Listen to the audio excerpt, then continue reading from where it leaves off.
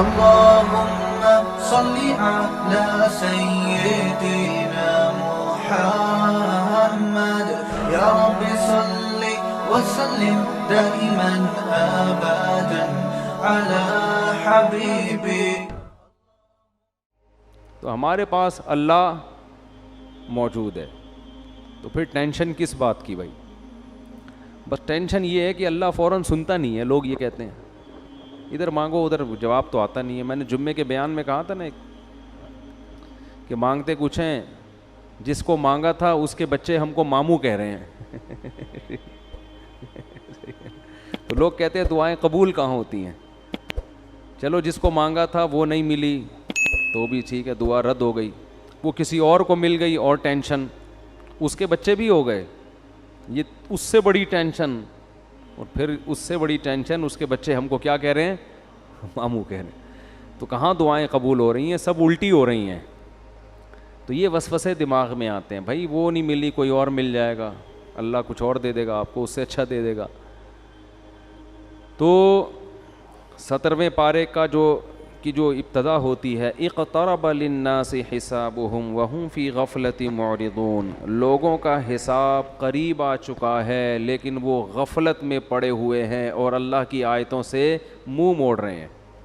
ہر شخص کی موت قریب در قریب ہوتی چلی جا رہی ہے.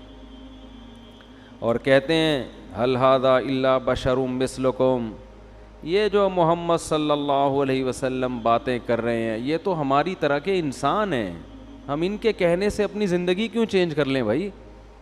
کتنی عجیب عجیب دعوے کیے ہیں نا جو پوری دنیا میں کوئی بھی نہیں مانتا.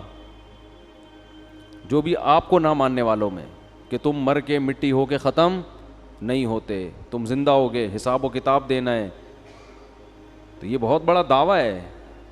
تو اللہ فرماتے ہیں لوگ کہتے ہیں کہ یہ بشر ہیں تمہاری طرح کے، افتأتون السحر، اے لوگو تم اس جادوگر کی پیروی کرتے ہو. یعنی محمد صلی اللہ علیہ وسلم کو کیا کہتے تھے؟ جادوگر. وانتم تبصرون، تم تو بصیرت رکھتے ہو. یہ تو کلام پڑھ پڑھ کے لوگوں کے دلوں پہ حکومت کر رہے ہیں، تو جادو ہے معاذ اللہ. اللہ فرماتے ہیں وما ارسلنا قبلک الا رجالا نوحی الیہم، بھائی ہم نے جتنے پیغمبر بھیجے سارے مرد بھیجے ہیں، انسان بھیجے ہیں. آج تک کوئی پیغمبر ایسا نہیں ہے جو ہماری طرح کا انسان نہ ہو، کوئی اور مخلوق ہو. یہ پہلی دفعہ تھوڑی ہوا ہے. اس صورت میں اللہ نے توحید کو بہت زیادہ بیان کیا اور ابراہیم علیہ السلام کا واقعہ بہت اہتمام سے بیان کیا اس صورت میں. پہلے میں ابراہیم علیہ السلام کا مختصر واقعہ بیان کرتا ہوں، پھر دوسرے پیغمبروں کا جو اللہ کے ساتھ معاملات ہوئے. وَلَقَدْ آتَيْنَا إِبْرَاهِيمَ رُشْدَهُ مِن قبل، ہم نے ابراہیم کو پہلے ہی سے ہدایت دی تھی. ابراہیم اپنے والد اور اپنی قوم سے کہنے لگے ما هذه التماثيل التي انتم لها عاکفون، یہ کیا تصویریں ہیں جن کے سامنے تم ہر وقت مستنڈے بنے ہوئے بیٹھے رہتے ہو. مستنڈے کا لفظ میں استعمال کر رہا ہوں، ایسے گردن جھکا کے ان کے ادب احترام میں بیٹھے رہتے. تصویروں میں ایسا ہی ہوتا ہے نا، لوگ اپنے پیروں کی تصویریں لگاتے ہیں، بت بھی ایک تصویر ہی ہوتی ہے. تو بڑی حقارت سے کہا یہ کیا ہے؟ صبح شام ان کے سامنے جھکتے ہو اور مٹھائیاں لا کے رکھ رہے ہو، اور وہ جو کرتے ہیں نا ہندو لوگ صبح شام پتہ نہیں کیا کیا کر رہے ہوتے ہیں، سیوا کر رہے ہو، ان کی بتیاں جلا رہے ہو، یہ کیا ہے؟ یہ ان کی اوقات کیا ہے؟ جب بھی کسی کے پاس کوئی بات کی دلیل نہیں ہوتی نا تو اس کو دلیل سے بات سمجھ میں نہیں آتی.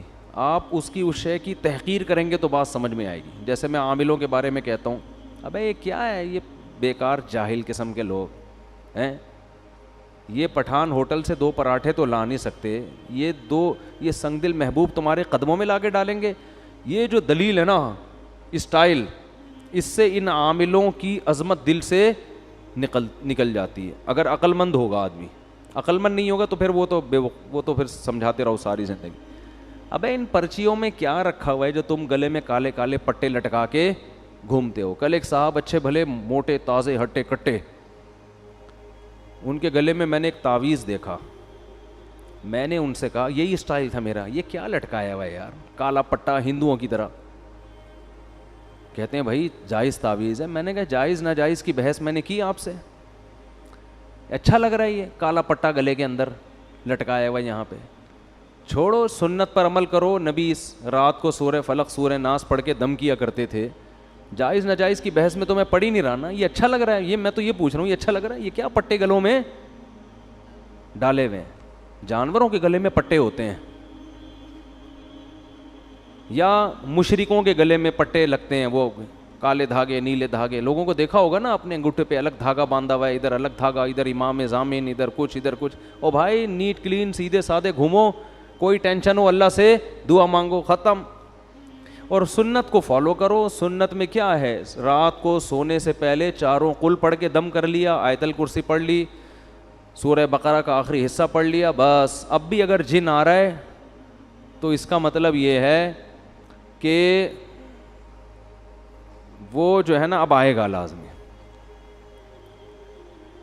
وہ جن نہیں ہے, وہ کوئی اور چیز ہے, وہ ٹھیک ہے نا. تو نہیں آئے گا جن چڑیل بھوت انشاءاللہ. یہ ان تعویذ گنڈے والوں کے زیادہ آتے ہیں جن چڑیل بھوت. تو میرا بھی یہی اسٹائل ہوتا ہے, کیا گلے میں جاہلوں کی طرح پٹے ڈال کے. وہ کہتا ہے کیا ناجائز ہے؟ وہ بھائی ناجائز کا فتویٰ میں نہیں دے رہا, لیکن یہ اچھا لگ رہا ہے آپ کے گلے میں تو چھوڑو, اس کو اٹھا کے پھینکو. ہمارے گلے میں دیکھا کبھی کوئی پٹا؟ اللہ کا شکر ہے ہمارے بچوں کے گلے میں کوئی پٹا نہیں ہے, کچھ بھی نہیں. آرام سے ہنسی خوشی الحمدللہ, اللہ زندگی دے رہا ہے, اللہ کرے ایسا ہی ہو.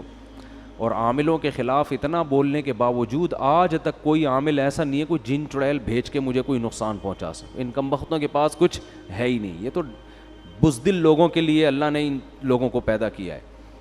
تو اس لیے یہ پٹے مٹے کالے نیلے پیلے فلیتے پلیتے دھاگے یہ چھوڑ دو, یہ سب چیزیں ہیں, ٹھیک ہے, کچھ نہیں رکھا ان چیزوں میں. اللہ پہ اعتماد اور توکل کرو. اچھا بھائی, تو ابراہیم علیہ السلام نے فرمایا ما ہذہ التماثیل, یہ کیا تصویریں ہیں بھائی تمہارے ہاتھوں کی بنائی ہوئی. تو قوم جواب میں کہنے لگی کہ وجدنا آباءنا لہا عابدین, بھائی ہماری پرمپرا ہے یہ. آپ ہندوؤں سے کہیں نا ان بتوں کی کیوں عبادت کرتے ہو, تو وہ جواب میں کہتے ہیں بھائی جب ہم ہندو گھر میں پیدا ہوئے ہیں تو ہمارا خاندان اور ہمارا مذہب ہمیں گاڈ کی طرف سے کیا ملا ہے, یہی ملا ہے, تو اللہ ہم سے اسی پہ خوش ہے. یہ دلیل درست نہیں ہے. ایک عیسائی نے سے میں نے پوچھا یار تم کیوں اس مذہب کو فالو کرتے ہو؟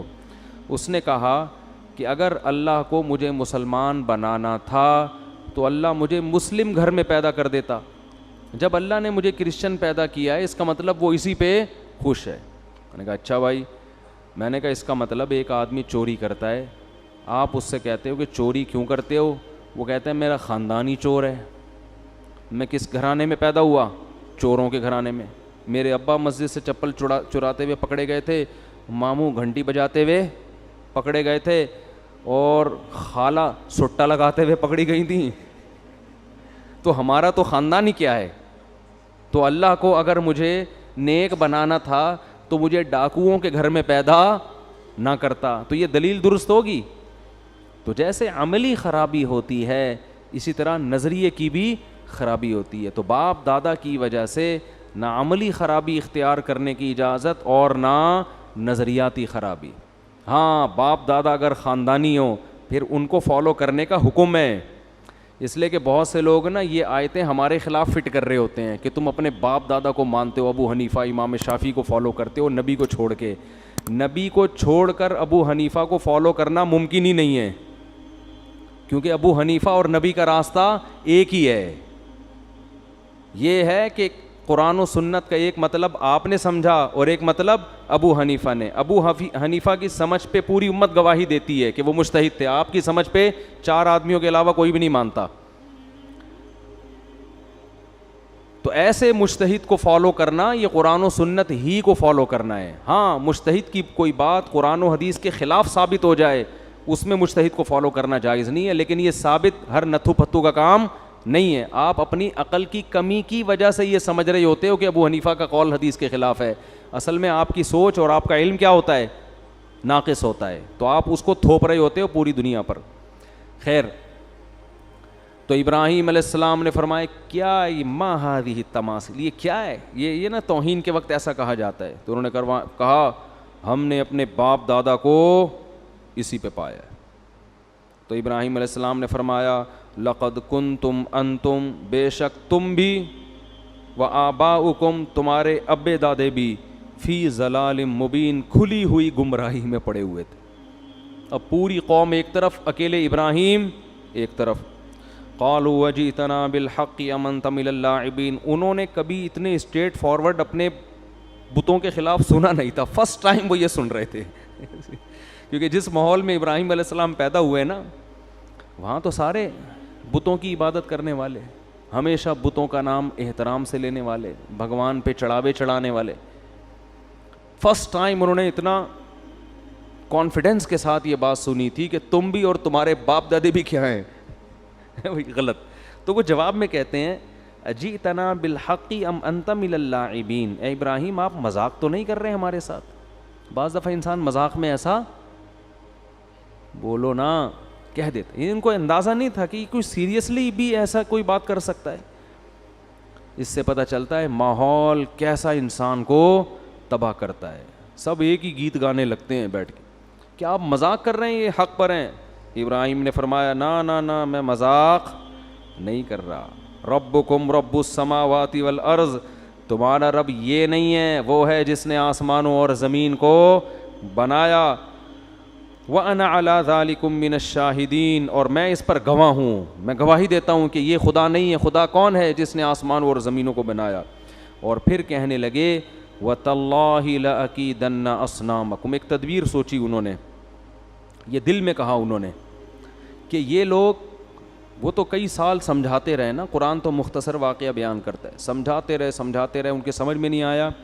تو حضرت ابراہیم کے دل میں آیا کہ ایک ورک شاپ کرواتا ہوں میں ان کو. ٹھیک ہے نا، کیا کرواتا ہوں؟ ایک پراپر ورک شاپ، ایک پریکٹیکل کر کے میں ان کو دکھاتا ہوں. تو ابراہیم علیہ السلام نے کیا کیا، انہوں نے سوچا کہ جس دن یہ لوگ تہوار منانے جائیں گے، ان کا کوئی تہوار آتا تھا اس میں سب اکٹھے ہوتے تھے. یہ بھی عجیب بات ہے، ہر قوم تہواروں میں اکٹھی ہوتی ہے اور مسلمان عید کے دن ہر ایک اپنی اپنی مسجد میں اخپل طریقے سے نماز پڑھا رہا ہے. حالانکہ ہمیں تو زیادہ بڑا اجتماع کرنا چاہیے نا. یہ بھی ایک عجیب سا کام ہو رہا ہے مارکیٹ میں. تو انہوں نے کہا کہ میں دل میں کہا تاللہ لأکیدن اصنامکم، میں تمہارے بتوں کی گت بناؤں گا. انہوں نے کہا جب جو ہے نا پریکٹیکل کر کے دکھاؤں گا پھر شاید ان کو عقل آ جائے. تو وہ قوم کہیں تہوار میں جانے لگی. حضرت ابراہیم سے کہا آپ بھی چلیں. انہوں نے فرمایا انی سقیم، میری طبیعت ٹھیک نہیں ہے. تو یہ جو کہا نا طبیعت ٹھیک نہیں ہے، تو یہ بظاہر تو جھوٹ ہے لیکن حقیقت میں جھوٹ نہیں تھا. ان کی نیت یہ تھی کہ ان بتوں کو دیکھ دیکھ کے میری طبیعت خراب ہو رہی. اس کو توریہ کہتے ہیں کہ آپ ایک لفظ بولتے ہیں اس کا مطلب آپ کچھ اور لیتے ہیں اور سامنے والا کچھ اور، یعنی ذو معنی لفظ استعمال کرنا. تو حضرت ابراہیم نے ذو معنی لفظ استعمال کیا، میری طبیعت خراب ہے. انہوں نے کہا چلو ٹھیک ہے آپ آرام کریں، ہم چلے جاتے ہیں. تو پھر کیا کیا، فَجَعَلَهُمْ جُذَاذًا إِلَّا كَبِيرًا لَهُمْ، سب کو ٹنڈا اور لنجا کر دیا. انہوں نے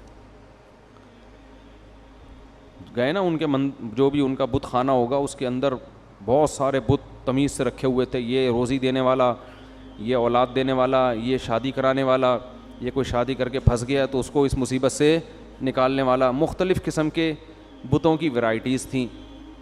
ابراہیم علیہ السلام نے جا کے، بڑی ہمت کی بات ہے، پوری قوم میں اکیلے یہ کام کر رہے ہیں، تو کسی کے کان کاٹ دیا، کسی کے ہاتھ کاٹ دیا، کوئی لنگڑا کنا بنا دیا کسی کو.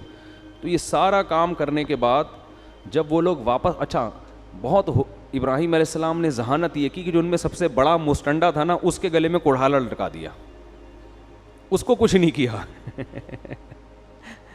اس کے گلے میں کیا کر دیا، کلہاڑا لٹکا دیا. تو جب وہ واپس لوٹے تو وہ اپنے بتوں کا حال دیکھ کے حیران ہو گئے. بھئی یہ ہمارے بت کو، ہمارے بھگوانوں کو، خداؤں کو ہو کیا گیا ہے؟ تو کہنے لگے من فعل ھذا بآلہتنا انہ لمن الظالمین، جس نے ہمارے خداؤں کے ساتھ یہ حرکت کی ہے وہ بہت بڑا ظالم ہے. اب کس نے کی ہے؟ قالوا سمعنا فتى یذکرہم، لوگوں نے کہا ایک نوجوان ہے جو اکثر ان کا تذکرہ، برا تذکرہ کرتا رہتا ہے. ایک دن کہہ رہا تھا یہ کیا تم لوگوں نے رکھے ہوئے ہیں عبادت کے لیے. یقال لہ ابراہیم، اس کا نام کیا ہے؟ ابراہیم. اسی نے کیا ہوگا, اور تو کوئی برا بھلا بولنے والا نہیں ہے. قالوا فاتوا به على اعین الناس, لوگوں نے کہا کہ سب کے سامنے اس کو لے کر آؤ تاکہ سب کے سامنے جرم کا اعتراف کرے وہ. قالوا اانت فعلت هذا بالهتنا یا ابراہیم, کیا آپ نے اے ابراہیم ان بتوں کے ساتھ یہ کیا ہے؟ ایک کی آنکھ غائب ہے, ایک کی ناک پتہ نہیں مارکیٹ سے شارٹ ہو گئی ہے, ایک کا گھٹنا تلاش کر رہے ہیں, تلاش کرنے کے باوجود نہیں مل رہا, پتہ نہیں کدھر گیا ہے, تو آپ نے کیا یہ؟ حضرت ابراہیم نے فرمایا بل فعلہ کبیرہم ھذا, یہ جو ہے نا یہ جو سب سے بڑا نہیں ہے, چپ کر کے آرام سے مستنڈا بنا ہوا بیٹھا ہوا ہے, جس کو کچھ بھی نہیں ہوا اور کلہاڑا بھی اسی کے گلے میں, اس نے کیا ہے. فاسألوہم, اور جن کے ساتھ ہوا ہے نا ان سے پوچھو, وہ سب اسی کا نام لیں گے. جن کے ساتھ یہ کچھ ہوا ہے بھائی, جو زخمی ہوئے ہیں وہ زخمی خود بتائے گا کہ ہمارے ساتھ یہ کس نے کیا ہے, تو سب ایک ہی کا نام لیں گے, ان سے پوچھ کے دیکھو, سب بتائیں گے اس نے کیا ہے. فاسألوہم ان کانوا ینطقون, اگر یہ بولتے ہیں تو ان سے پوچھو. فرجعوا الی انفسہم فقالوا انکم انتم الظالمون, قرآن کہہ رہے چند سیکنڈ کے لیے نا سب اپنی بغلیں جھانکنے لگے اور اپنے دل میں بولنے لگے یار تم واقعی بڑے برے لوگ ہو, بڑے ہی ظالم لوگ ہو, یہ کمبخت کہاں سے بتا سکتے ہیں. تو ان کا ضمیر ان کو ملامت کرنے لگا کہ کیا پتھروں کو تم نے خدا بنا کے رکھا ہوا ہے جو کمبخت بول نہیں سکتے. تھوڑے دیر کے لیے تو ان کو یہ احساس ہو گیا, اور حضرت ابراہیم کا مقصد بھی یہ تھا. ثم نکسوا علی رؤوسہم, پھر پلٹے اور کہنے لگے لقد علمت ما ہؤلاء ینطقون, ابراہیم آپ کو پتہ ہے یہ بول نہیں سکتے. دیکھو حضرت ابراہیم یہ عمل کروا کے نا ان کی زبان سے نکلوانا چاہ رہے تھے کہ یہ کسی کام کے نہیں ہیں, یہ کسی کام کے نہیں ہیں. یہ تبلیغ کا بڑا خاندانی طریقہ تھا, لیکن آپ کسی ہندو کے مندر میں جا کے اس طریقے پر عمل نہ کریں, وہ آپ کو بھی ٹنڈا اور لنجا بنا سکتا ہے. پھر لوگ آپ سے پوچھ رہے ہوں, ان سے بتوں سے کوئی نہیں پوچھے گا کون کس نے کیا, آپ سے لوگ پوچھ رہے ہوں گے آپ کے ساتھ یہ کس نے کیا. تو وہ ابراہیم تھے, وہ اللہ کے پیغمبر تھے, وہ انہی پہ جچتا تھا. آپ اپنی حیثیت کے مطابق ہنسی خوشی زندگی گزاریں جیسے گزر رہی ہے, ٹھیک ہے نا, بس تبلیغ کر دیا کریں محبت کے ساتھ. تو فرجعوا الی انفسہم, ہاں, قال افتعبدون من دون اللہ ما لا ينفعکم شیئا ولا یضرکم. حضرت ابراہیم نے فرمایا تو کیا تم ایسوں کی عبادت کرتے ہو جو نہ تمہیں نقصان پہنچا سکتے ہیں اور نہ تمہیں نفع, جو اپنا دفاع نہیں کر سکتے, وہ تمہارا کیا کریں گے. اف لکم ولما تعبدون من دون اللہ, تف ہے تمہارے اوپر. کیسا انداز ہے دیکھو تبلیغ, تف ہے تمہارے اوپر, اور جن بتوں کی تم عبادت کرتے ہو ان پہ بھی تف ہے, کسی کام کے نہیں ہے یہ. تو جواب میں کیا, باطل آدمی کے پاس دلائل تو ہوتے نہیں, دھمکیاں ہوتی ہیں. تو کہنے لگے حرقوہ وانصروا آلہتکم, لوگو ابراہیم کو جلاؤ اور اپنے خداؤں کی حفاظت کرو. خدا تو خود بندوں کی حفاظت کرتا ہے, ادھر کس کی حفاظت ہو رہی ہے, بھگوانوں کی حفاظت ہو رہی ہے. اللہ فرماتے ہیں قلنا یا نار کونی بردا وسلاما علی ابراہیم, آگ میں ڈالا گیا, ہم نے آگ کو حکم دیا ہے آگ ابراہیم پر ٹھنڈی اور سلامتی والی ہو جا. اللہ نے ابراہیم علیہ السلام کو بچا لیا اور ابراہیم علیہ السلام نے علاقہ چھوڑ دیا, کیونکہ اب وہ سمجھ گئے کہ یہ لوگ ماننے والے نہیں ہیں. علاقہ چھوڑا. اللہ نے آپ کو کیا نعمت دی, وَنَجَّيْنَاهُ وَلُوطًا إِلَى الْأَرْضِ الَّتِي بَارَكْنَا فِيهَا لِلْعَالَمِينَ, آپ کے بھانجے حضرت لوط بھی آپ پر ایمان لے آئے, دونوں چلے گئے برکت والی زمین ارض شام میں. لوط علیہ السلام کو وہاں ایک قوم کی طرف اللہ نے بھیجا, اور اللہ فرماتے ہیں وَوَهَبْنَا لَهُ إِسْحَاقَ, ہم نے ابراہیم کو ہبہ کر دی, ایک گفٹ میں اسحاق ایک بیٹا دے دیا. وَيَعْقُوب, اور بیٹے کے بعد پوتا بھی انہی کی زندگی میں دے دیا یعقوب. وَكُلًّا جَعَلْنَا صَالِحِينَ, اور سب کو ہم نے نیک بنایا. اور پھر اللہ نے نوح علیہ السلام کا تذکرہ کیا, پھر اللہ نے سلیمان اور داؤد علیہ السلام کا مختصر تذکرہ کیا, اور پھر اللہ نے ایوب علیہ السلام کا تذکرہ کیا. وَأَيُّوبَ إِذْ نَادَى رَبَّهُ أَنِّي مَسَّنِيَ الضُّرُّ, حضرت ایوب علیہ السلام بہت طویل عرصے بیمار رہے ہیں, بہت شدید تکلیف میں. اللہ فرماتے ہیں گڑ گڑا کے اللہ سے دعائیں مانگی, اے اللہ مجھے مصیبت پہنچی ہے, انت ارحم الراحمین, تو سب سے زیادہ رحم کرنے والا. دیکھو اللہ کا ہر ایک کے ساتھ معاملہ دوسروں سے مختلف. اگر یہ بیماریاں، ٹینشنیں، پریشانیاں اللہ کے عذاب ہوتے تو پیغمبروں کو ملتے ہی ہے؟ حضرت ایوب کی تو زندگی کا بہت بڑا حصہ کس میں گزر گیا؟ بیماری میں. اور اسی بیماری میں آپ کے بچے بھی آپ سے، بچوں کی بھی موت ہو گئی. تو اللہ فرماتے ہیں آتیناہ اہلہ، ہم نے ایوب کو جب شفا دی تو ان کے گھر والے بھی ان کو دے دیے، اور اس جیسا اور بھی ہم نے ان کا خاندان بڑھا دیا. اس سے یہ بھی پتہ چلتا ہے بھائی فیملی اللہ کی بہت بڑی، بولو نا، نعمت. پیغمبر کو کیا ضرورت بیوی بچوں کی، تو اللہ سے ان کا اتنا گہرا تعلق، لیکن اللہ نعمت کے طور پہ بیان کر رہا ہے. اب اس کی تفسیر میں علماء کا اختلاف ہوا ہے کہ اس کا مطلب کیا ہے.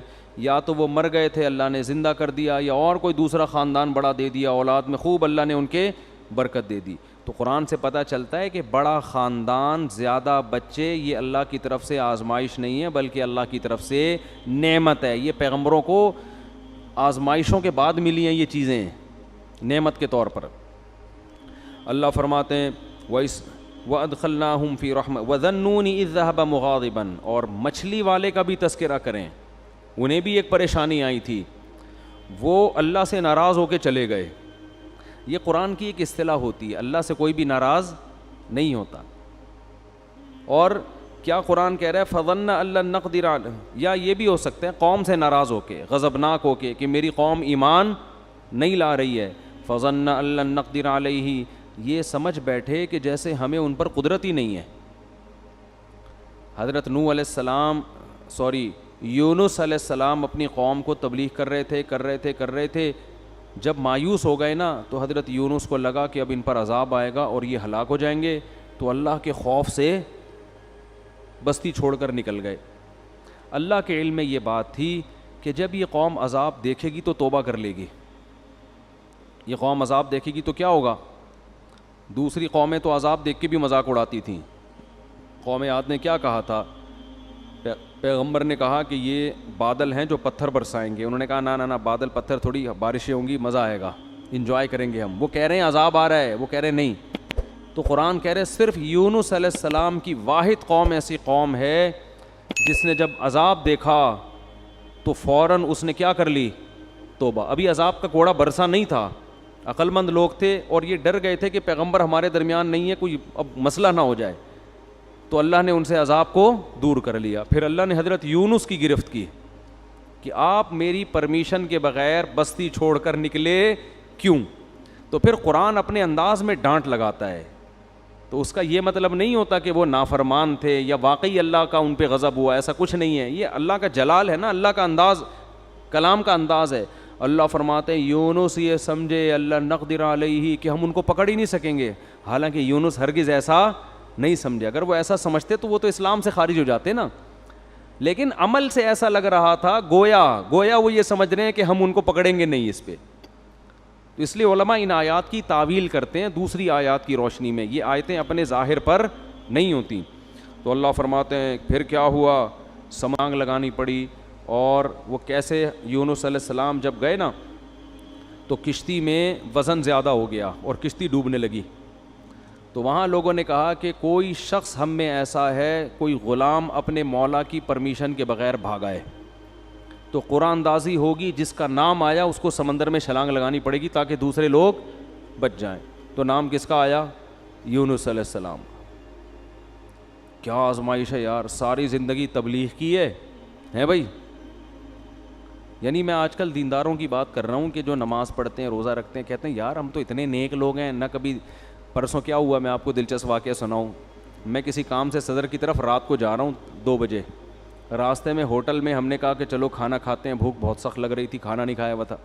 تو ہوٹل میں جب میں بیٹھا تو ایک صاحب آئے، گھنٹہ انتظار کیا نا میرا انہوں نے کہ یار آپ کھانا کھاؤ تو میں نے آپ سے ایک سوال پوچھنا. اور بڑی عقیدت میں نے کہا چلو بیچارے اتنی دیر سے بیٹھے ہوئے ہیں، کھانا ہم نے تسلی سے کھایا، آ کے مجھ سے ملے. السلام علیکم. وعلیکم السلام. خیریت سے ہیں جی؟ الحمدللہ. بڑی خوشی ہوئی. میں نے کہا ماشاء اللہ. کہتے ہیں ایک سوال پوچھنا ہے آپ سے. یہ کوئی غیبت کی بات نہیں ہے، نہ کوئی اس میں ٹینشن کی بات ہے. مجھے کہنے لگے کہ میں ساری زندگی ایمانداری سے میں نے ملازمت کی ہے، کبھی کسی کا 1 روپیہ نہیں دبایا، لیکن میرے پاس اتنی غربت ہے کہ میرے پاس گھر جانے کا کرایہ بھی نہیں ہے. تو یہ ایماندار لوگوں کے ساتھ ایسا کیوں ہوتا ہے؟ اور مجھے اس سوال کا صحیح جواب چاہیے. میں نے کہا بھائی بعض دفعہ ہوتا ہے اللہ کی طرف سے آزمائش ہوتی ہے, عموماً تو ایسا نہیں ہوتا, ایماندار لوگوں کے مال میں اللہ برکت دیتا ہے, لیکن کبھی کبھار اللہ کی طرف سے آزمائش بھی آتی ہے اور بے ایمان لوگ ترقی بھی کر جاتے ہیں. پھر میں نے مثال دی سابق صدر کی. میں نے کہا ایمانداری کا عالمی ریکارڈ قائم کیا ہے, مگر آپ دیکھو پیسہ ہے کہ آیا ہی چلا جا رہا ہے. آئے پوری اسٹیل میں ایک چمچ اسٹیل کا کھا سکتے ہیں آپ, ہیں بھائی؟ ایک چمچ ہم اسٹیل کا چبا نہیں سکتے, اور بعض لوگ پوری اسٹیل ملیں کھا گئے ہیں. تو میں نے کہا دیکھو یہ تو اللہ کی طرف سے. مجھے کہتے ہیں جواب درست نہیں ہے. کہتے ہیں آپ کے جواب سے میں بالکل بھی مطمئن نہیں ہوا. پھر میں نے یہ بات ان کو سمجھائی. کہہ رہے ہیں آپ کے جواب سے میں بالکل مطمئن نہیں ہوا, السلام علیکم, آپ جا سکتے ہیں. میں نے کہا بھائی میرے پاس تو یہی جواب تھا, وعلیکم السلام, اپنا خیال رکھیے گا. خیر انہوں نے مجھ سے معذرت بھی کی کہ اگر آپ کو تکلیف ہوئی تو معذرت چاہتا ہوں. تو یہ ہمارے ہاں بہت سے دینداروں میں ہے کہ ہم نماز بھی پڑھ رہے ہیں, ہم تو ایمانداری سے نہ کسی کا دل دکھاتے ہیں, نہ یوں کرتے ہیں نہ یوں کرتے ہیں, پھر بھی آزمائشیں آ رہی ہیں. تو بھائی یونس علیہ السلام کو دیکھو, ساری زندگی تبلیغ کی ہے اور نکلے بھی اللہ کے خوف سے. یعنی اس لیے نہیں کہ تبلیغ چھوڑ کے معاذ اللہ بھاگ رہے ہوں, بھائی اللہ کا عذاب نہ آ جائے. تو اللہ کا عذاب تو ایسی چیز ہے کہ اس سے تو بھاگنا ہی چاہیے, لیکن نتیجہ کیا نکل رہا ہے؟ نام کس کا آ رہا ہے قرآن اندازی میں؟ حضرت یونس کو تو سوچنا چاہیے تھا کہ اللہ جب میں تیری ساری زندگی میں نے تبلیغ کی ہے اور اب عذاب آ رہا ہے تو میں بھاگ رہا ہوں, تو کنوینس کا انتظام کس کے ذمہ ہے بھائی؟ اے اللہ کم از کم بائی روڈ کا انتظام کر دے, یا بائی ایئر کا انتظام کر دے, یا شپ کا کوئی انتظام کر دے. یہ انتظام تو تیرے ذمہ. اپنے کرایہ خرچ کر کے میں کشتی میں بیٹھ رہا ہوں اور وہ کشتی کیا ہو رہی ہے؟ ڈاماڈول ہو رہی ہے. تو اس وقت ان کو خیال آیا ہوگا کہ کشتی میں ڈوبنے کا خطرہ ہے, کوئی بات نہیں, دوسرا کوئی بندہ یہاں سے اترے گا, ہم تو بچیں گے کیونکہ ہم تو اللہ کے پیغمبر اور بہت نیک. عجیب بات, کسی کا نام نہیں آ رہا. نام بھی کس کا آیا ہے؟ یونس. تو اب جب نام آیا تو بھی اللہ سے شکایت نہیں کہ یہ کیا ہو رہا ہے میرے ساتھ. کنوینس کا اللہ نے کوئی انتظام بھی نہیں کیا پراپر ہے بھائی, اور ایسی کشتی میں بٹھوا دیا جو اب کیا کر رہی ہے؟ ڈوب رہی ہے. اور اللہ نے تو مجھ سے بڑے بڑے وعدے کیے تھے, اور اب اتنے درجنوں لوگوں میں نام کس کا آ رہا ہے؟ میرا. کچھ بھی نہیں ہے. چلو سمندر میں چھلانگ لگائیں گے, کوئی پھٹا وٹا مل جاتا ہے, کہیں تیر کے آدمی چلا جاتا ہے, کچھ نہ کچھ دیر تو زندہ رہتا ہے نا.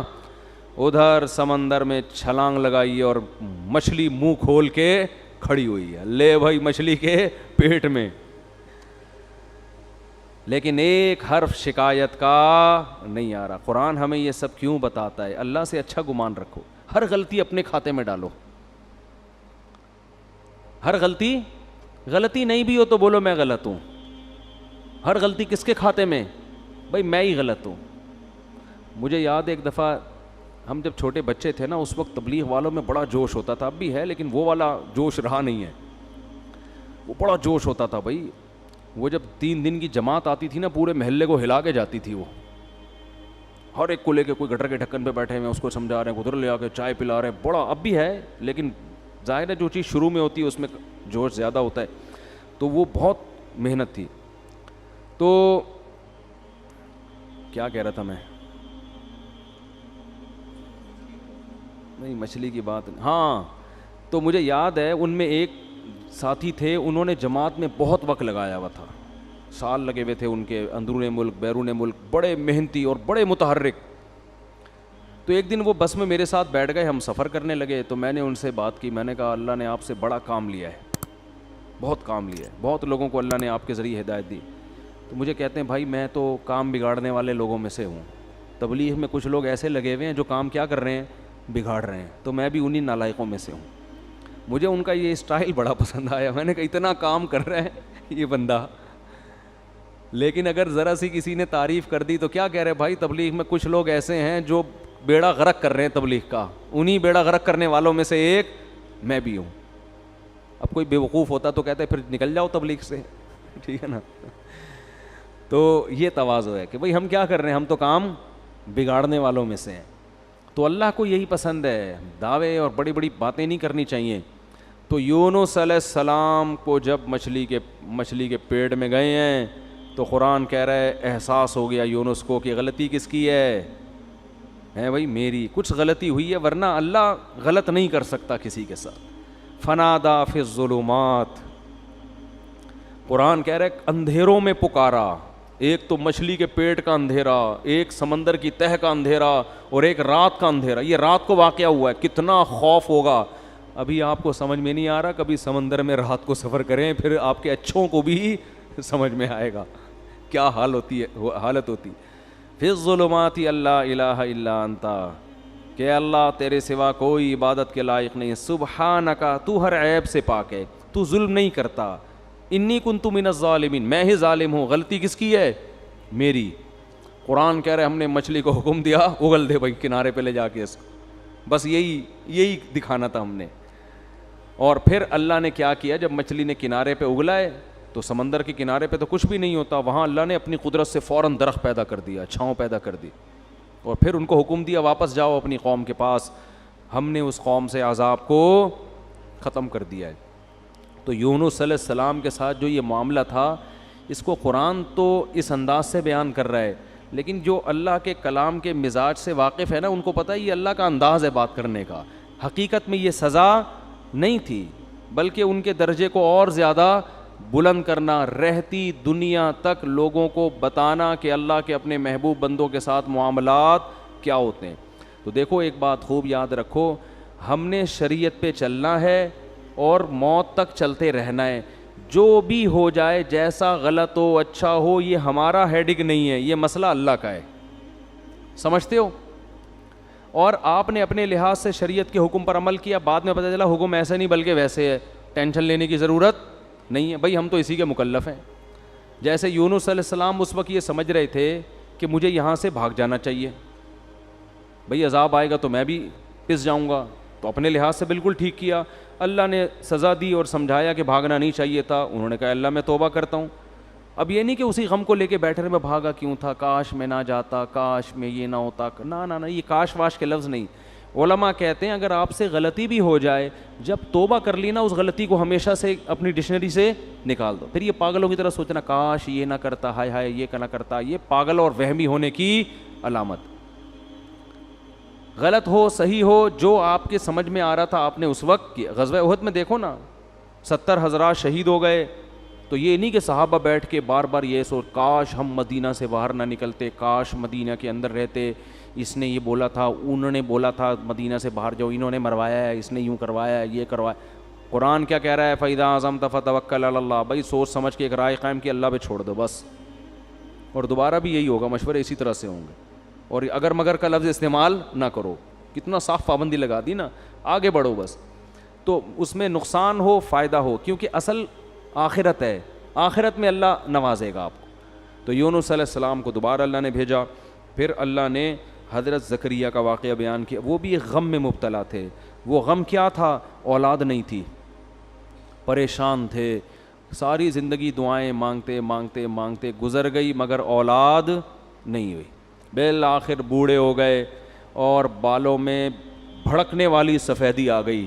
ایسی سفیدی جو بالکل بال بھڑک رہے ہوتے ہیں نا، سفیدی سے چمک رہے ہوتے ہیں، ایسی سفیدی. بیوی بانجھ بھی تھی اور اب بوڑھی بھی ہو گئی. جوان عورت اگر بانجھ نہ ہو، بوڑھی ہونے کے بعد تو ویسے ہی اولاد کا امکان ختم. اور اگر پہلے سے بانجھ بھی ہو اور پھر بوڑھی بھی ہو جائے، اب تو کوئی چانس ہی نہیں ہے. لیکن دعائیں اللہ سے مسلسل مانگ رہے ہیں. تو اللہ نے کیا فرمایا؟ اذ نادا ربہ، زکریا کو یاد کرو، انہوں نے اپنے رب کو پکارا، رب لا تذرنی فردن، اے اللہ مجھے تنہا مت چھوڑ. حالانکہ آپ کے تو ہزاروں شاگرد تھے، اولاد مانگ رہے ہیں اللہ سے. وانت خیر الوارثین، اے اللہ تو سب سے بہتر وارث ہے. فاستجبنا لہ، اللہ فرماتے ہم نے ان کی دعا کو قبول کیا. ووہبنا لہ یحییٰ، ہم نے گفٹ میں ان کو یحییٰ عطا کیے.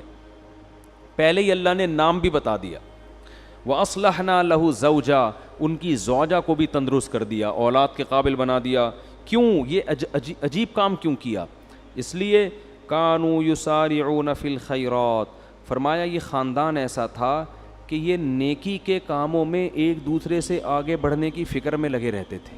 انداز دیکھو قرآن کا. ہمارے خاندانوں میں کیا ہے؟ پیسہ کمانے میں ایک دوسرے سے اسپیڈ ہر آدمی کوشش کر رہا ہے میری اسپیڈ اس سے کیا ہو جائے, صحت میں میری اسپیڈ اس سے زیادہ.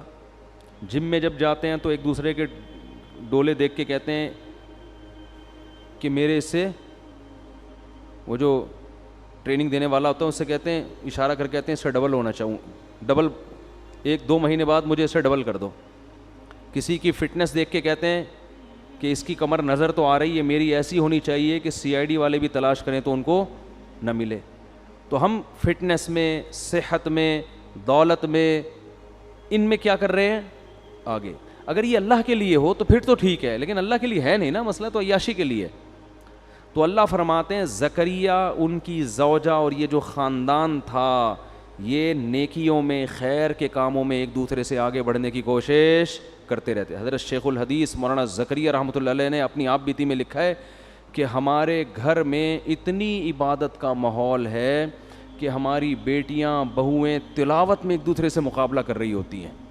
رمضان میں تہجد میں ایک دوسرے سے مقابلہ ہوتا ہے. تو یہ جب تک یہ سوچ پیدا نہیں ہوتی نا, انسان کوئی کارنامہ سر انجام نہیں دیتا. ہمیں یاد ہے جب جاگنے کی راتیں آتی تھیں, ہم چھوٹے بچے تھے, تو مسجدوں میں ہمارے مقابلے ہوتے تھے, کتنی رکعتیں کون پڑھے گا. ابے اس نے 50 پڑھ لی, ہم کہتے ہیں ابے ہم 100 پڑھ کے دکھائیں گے.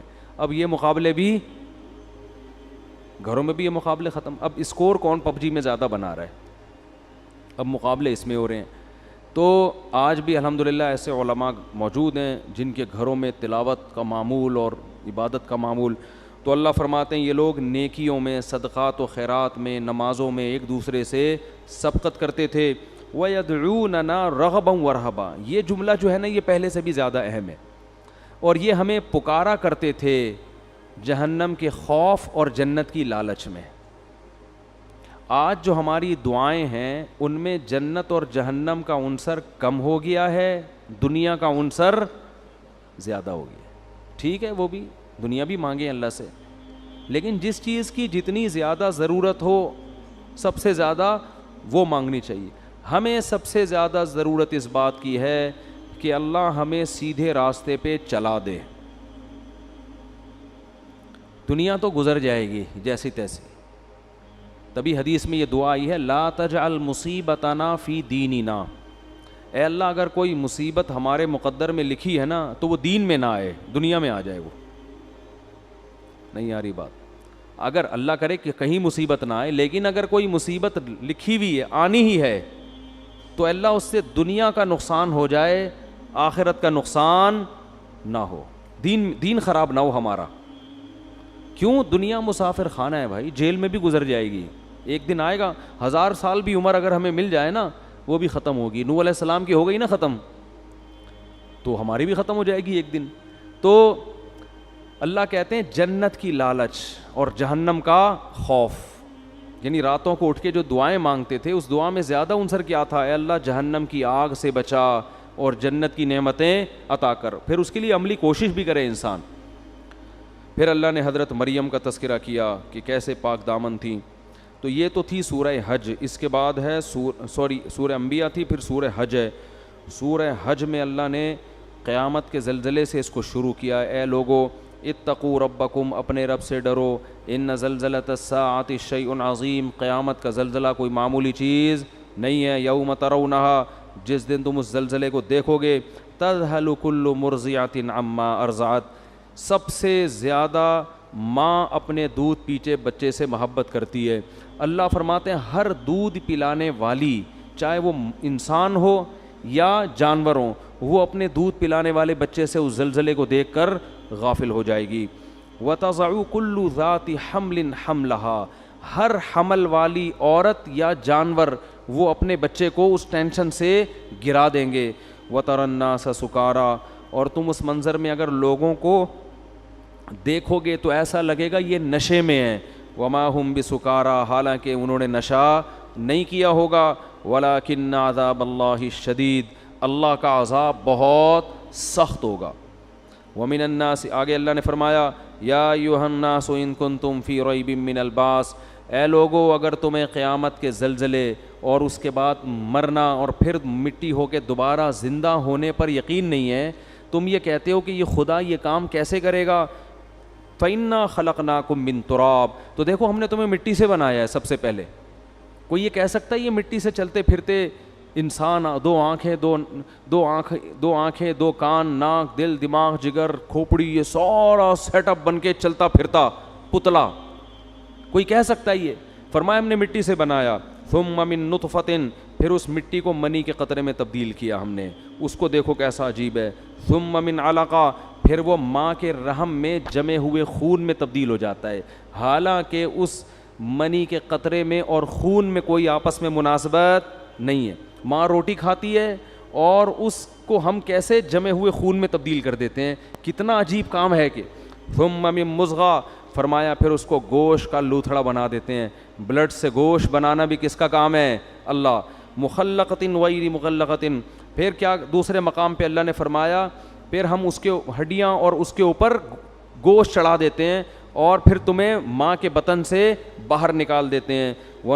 ثم نخرجکم طفلا ثم لتبلغوا اشدکم, کمزور پیدا ہوتے ہو پھر تمہیں پروان چڑھا کے لتبلغوا اشدکم, ایک دن جوانی کی دہلیز پہ قدم رکھتے ہو, تمہارے چال میں طاقت, تمہاری آواز میں طاقت, تمہارے بازو میں طاقت, تمہارے سوچنے سمجھنے میں طاقت. ومنکم من یتوفی, کچھ لوگ تو جوانی میں مر جاتے ہیں. پھر اللہ کیا تصرف کرتا ہے؟ یرد الی ارذل العمر, کچھ لوگوں کو سخت بڑھاپے کی طرف ریورس کر دیتا ہے. لکی لا یعلم من بعد علم شیئا, سب کچھ جانتے بوجھتے ہوئے بھی احمق اور بے وقوف بن جاتا ہے. وہ ایسا دماغ اللہ اس کا معاف کر دیتے ہیں. فرمایا کہ یہ اگر تمہیں شک ہے تو خدا کی قدرت کے یہ نمونے تم اپنی آنکھوں سے صبح و شام دیکھ رہے ہو, تو وہ خدا مٹی ہونے کے بعد دوبارہ زندہ کیوں نہیں کر سکتا؟ اللہ کہتے ہیں ایک اور دلیل ہم دیتے ہیں, وَتَرَى الْأَرْضَ حَامِدَةً, زمین کو دیکھو کیسے مرجھائی ہوئی پڑی ہوئی ہوتی ہے, کھود کے دیکھو گے مٹی گوبر کے علاوہ کچھ بھی نہیں ملے گا. کوئی کہہ سکتا ہے اس میں پانی ڈالو تو یہ سب کچھ اگے گا؟ کچھ ہے ہی نہیں, نہ اس میں خربوزہ ہے, نہ تربوز ہے, نہ انار ہے, نہ انگور ہے, کچھ بھی نہیں نظر آئے گا اس میں تمہیں. لیکن تمہارے رب نے ایسے سافٹ ویئر اس مٹی کے اندر انسٹال کر دیے ہیں کہ فَإِذَا أَنزَلْنَا عَلَيْهَا الْمَاءَ, جیسے ہی ہم آسمان سے پانی اور برساتے ہیں, اہتزت, ایک دم زمین حرکت میں آنا شروع ہو جاتی ہے, وربت, اور اس کا سینہ پھٹنا شروع ہو جاتا ہے. وَأَنبَتَتْ مِن كُلِّ زَوْجٍ بَهِيجٍ, ہر طرح کے خوشنما درخت اور پھول بوٹے اور پھل وہ پیدا کرنا شروع کر دیتی ہے. اسی زمین سے کیسے پھول خوبصورت, کیسے جنگل آباد ہوتے ہیں. ذالک, اللہ کہتے ہیں یہ خدا اس لیے کر رہا ہے تمہیں یقین آ جائے بِأَنَّ اللَّهَ هُوَ الْحَقُّ, کہ وہ اللہ برحق ہے, وَأَنَّهُ يُحْيِي الْمَوْتَى, وہی مردوں کو دوبارہ زندہ کرے گا, تاکہ تم یہ نہ کہہ سکو یہ مردے زندہ کیسے ہوں گے. یہ اللہ اس لیے کر رہا ہے, بتائے گا جو یہ کر سکتا ہے, جو مٹی سے خربوزے, انار, انگور, انار پیدا کر سکتا ہے, وہ مٹی کو ریورس کر کے تمہیں دوبارہ انسان کیوں نہیں بنا سکتا. وَأَنَّهُ عَلَى كُلِّ شَيْءٍ قَدِيرٌ, اور تمہیں یقین آ جائے کہ اللہ ہر چیز پر قدرت رکھتا ہے. وَأَنَّ السَّاعَةَ آتِيَةٌ لَا رَيْبَ فِيهَا, تمہیں پتہ چل جائے کہ قیامت ایک دن آئے گی اور اس کے آنے میں کوئی شک نہیں ہے. وَأَنَّ اللَّهَ يَبْعَثُ مَن فِي الْقُبُورِ, اور جو قبروں کے اندر دفن ہیں, لوگ پڑے ہوئے ہیں, اللہ ان کو ایک دن اکھاڑ کے اپنے سامنے کھڑا کر دے گا.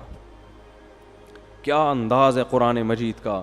دنیا میں سب سے بڑا احمق اور بے وقوف وہ ہے جو یہ کہتا ہے کہ ہم مٹی ہو کے ختم ہو جاتے ہیں. بھلا کون اس مٹی میں دوبارہ جان ڈالے گا؟ صبح و شام اللہ پانی برسا کے مٹیوں میں ہی تو جان ڈال رہا ہے جو ہم کھا رہے ہیں. یہ انار مٹی ہی تو ہے جو آپ کھاتے ہو, یہ کھجور مٹی ہی تو ہے جو ہم کھاتے ہیں, یہ روٹی مٹی ہی تو ہے جو ہم کھاتے ہیں, گوشت مٹی ہی تو ہے جو جانور نے کھایا اور اس سے گوشت بنا, دودھ مٹی ہی تو ہے, یہ سارے, اور ہم بھی تو مٹی ہیں. مٹی سے کیسے مختلف چیزیں اس نے بنا دیں, اس پہ نہیں مان رہے کہ اللہ کی قدرت, اور اعتراض کس پہ کر رہے ہیں؟ مٹی سے دوبارہ انسان کیسے بنے گا. تو اللہ فرماتے ہیں یہ سب ہم اس لیے تو اپنے قدرت کے نمونے دکھا رہے تاکہ تمہیں پتہ چل جائے. پھر اللہ کہتے ہیں وَمِنَ النَّاسِ مَن يُجَادِلُ فِي اللَّهِ بِغَيْرِ عِلْمٍ, بہت سے لوگ ایسے ہیں جو اللہ کے بارے میں بغیر دلیل کے جھگڑتے ہیں. کیا جھگڑنا؟ وہی اللہ کہہ رہے ہے زندہ کروں گا اور یہ کہتے ہیں نہیں ہوگا. فرماتے ہیں ان کا انداز کیا ہوتا ہے؟ ثانی عطفہ, جب ان کے سامنے اللہ کی آیات تلاوت کی جاتی ہیں کہ تم زندہ ہوگے, تمہیں حساب دینا ہے, تو یہ اپنے پہلو کو موڑ لیتے ہیں وہاں سے. چلو یار کوئی اور بات کرو, یہ کیا قصے کہانیاں لے کے بیٹھ گئے ہو. یہ انداز ہے قرآن کا. ثانی عطف, اپنے پہلو کو کیا کر لیتا ہے؟ فولڈ کر لیتا ہے, فوراً موو کرتا ہے وہاں. کھانے پینے کی بات ہو, خربوزے کی بات ہو, تربوز کی بات ہو, سموسے کی بات ہو, توجہ کرے گا, ہاں جی ذرا اونچا بولیں کیا کہہ رہے ہیں آپ. پیسوں کی بات ہو, بحریہ ٹاؤن کی بات ہو, گاڑیوں کی بات ہو, 4 شادیوں کی بات ہو, کرے نہ کرے لیکن سنے گا شوق سے. لیکن جب بات ہوگی کہ تمہیں ایک دن خدا زندہ کر کے حساب دے گا, تو قرآن کہہ رہا ہے ثانی عطفہ, اپنے پہلو کو فوراً کیا کرتے ہیں, موڑتے ہیں. کیوں؟ یعنی ٹاپک کو کیا کرو بھائی, چینج. جیسے ہوٹلوں میں لکھا ہوتا ہے نا سیاسی باتیں کرنے پر پابندی ہے, پھڈا ہو جاتا ہے نا بعض دفعہ. تو یہی ہمارا مزاج ہے. ثانی عطفہ لیضل عن سبیل اللہ. ایک آیت پڑھ کے بس درس کو ختم کرتا ہوں. اللہ نے فرمایا وَمِنَ النَّاسِ مَن يَعْبُدُ اللَّهَ عَلَى حَرْف. کچھ لوگ ایمان لے بھی آتے ہیں, فرمایا کچھ ایسے ہیں جو مان بھی جاتے ہیں, لیکن ان کا انداز کیا ہوتا ہے, وہ اللہ کی عبادت کرتے ہیں کنارے پہ کھڑے ہو کر. فَإِنْ أَصَابَهُ خَيْرٌ اطْمَأَنَّ بِهِ. اگر اسلام میں فائدہ نظر آ رہا ہے, بہت زبردست مذہب ہے اسلام, واقعی اسلام پہ چلنا چاہیے. سمجھ میں آ رہی ہے بات؟ جب زکوٰۃ لینی ہو تو اسلام, کیونکہ اسلام نے زکوٰۃ کو فرض کیا, بہت اچھا حکم ہے, لائیے زکوٰۃ نکالیے, ٹھیک ہے نا. جب دینے کی باری آئی, لوگ کہتے ہیں میرے پر 1 کروڑ روپے 2.5 لاکھ زکوٰۃ بن رہی ہے, 2.5 لاکھ کون دے گا؟ او بھائی 1 کروڑ بھی تو ہے تیرے پاس, اس کو نہیں دیکھ رہا, 1 کروڑ کو نہیں دیکھے گا, جو 2.5 لاکھ نکل رہے ہیں نا اس پہ موت آ رہی ہے. اور صرف زکوٰۃ نہیں, اسلام تو کہہ رہا ہے اور بھی سخاوت کرو, ہاتھ کھولو اللہ کی راہ میں اپنا, مرنا ہے ختم ہوئے. ہم چائنیز کی طرح یہ پیسہ قبر میں تھوڑی لے کر جائیں گے. وہ ملیشیا میں قبرستان ہے نا, چائنا والے ڈالر کے اتنے بڑے بڑے وہ کرنسیاں لے کے اپنے ساتھ دفن ہوتے ہیں, قبرستان ہے وہاں پہ. تو ہمارا تو یہ نظریہ ہے کہ یہ نوٹ ہم اپنے ساتھ قبر میں نہیں لے کے جائیں گے, یہاں جو خرچ کر دیے وہ آخرت, وہ قبر میں پہلے پہنچ گئے, اس کی نیکی پہنچ جائے گی. تو اللہ فرماتے ہیں کہ جب کوئی ان کو خوشی پہنچتی ہے, اطمئن بھی, تو مطمئن ہوتے ہیں. اسلام بڑا زبردست مذہب ہے. وَإِنَّ 4 شادیاں کی باتیں بھی ہیں بھائی اسلام میں. وَإِنْ أَصَابَتْهُ فِتْنَةٌ, جب کوئی آزمائش آتی ہے, انقلب علی وجہہ, الٹے منہ اسلام سے واپس پھرتے ہیں. تو یہ اپنے مطلب کا مذہب ہے. خسرت دنیا والآخرہ, فرمائے یہ دنیا میں بھی برباد اور آخرت میں بھی. اسی طرح یاد رکھو کہ خواہشات کی بیس پر اپنا مسلک چھوڑنا بھی اسی میں داخل ہے. طلاقیں دے دے کے اہل حدیث سے جو فتویٰ لے کے آتے ہیں نا, ان پہ بھی یہی آیتیں فٹ ہو رہی ہیں. ابھی تک تو 4 امام اہل سنت والجماعت کے سمجھ میں آ رہے تھے, جیسے ہی 3 طلاقیں دے دیں تو اب کہاں جا رہا ہے, خواہشات پوری کرنے کے وہاں سے. تو اس سے بیوی حلال نہیں ہوگی, اس کو سمجھ لو. تو اور ان لوگوں کی زندگی میں کبھی بھی سکون نہیں آتا. تو خسرت دنیا والآخرہ, اللہ فرماتے ہیں دنیا بھی برباد اور آخرت بھی برباد. ذالک هو الخسران المبین, یہ بہت بڑا خسران ہے, خسارہ ہے کہ جب اسلام میں فائدہ نظر آ رہا تھا تو اسلام, نقصان نظر آ رہا تھا تو اسلام سمجھ میں نہیں آ رہا. اللہ تعالی ہمیں صحیح طرح سے اسلام پر چلنے کی توفیق عطا فرمائے. یہ صورت تو بہت لمبی ہے, وقت پورا ہو گیا ہے. سبحانک اللہم و بحمدک, نشہد ان لا الہ الا انت, نستغفرک و نتوب الیک.